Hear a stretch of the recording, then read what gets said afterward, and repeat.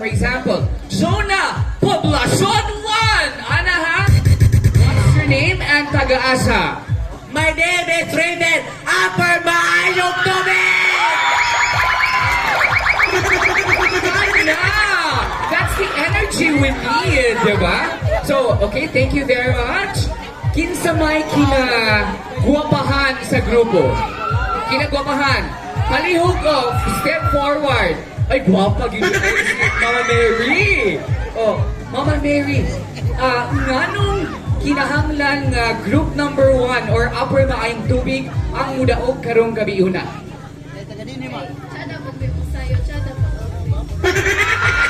Tsada daw sila musayaw, tsada po daw sila outfit. No, na-challenge ang atong mga number 2 hanggang number 6. Thank you very much. Okay, now kinsa pinaka-senior? Oh, tay, ano ka nung? Tay, dili matapok.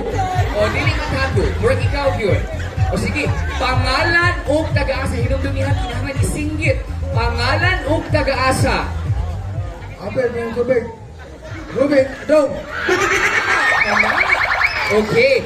So karon, thank you very much, sir, no? Murag hawd yun kayo mo gitara. Pila naman kakatuig play og guitar? Dugay na kayo.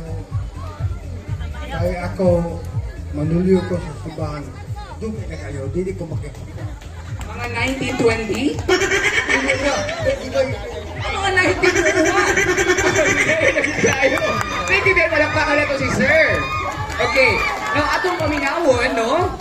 Kung unsay opinion or comment sa atong usa ka judge, na impress ba siya, giganahan ba siya, ug unsa ba iyang masulti sa first group nato. Atong palakpakan ni Sir Patrick Villamil.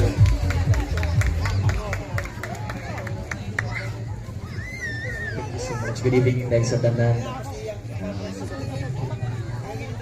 Okay, so the first performer from Upper Maayong Tubig.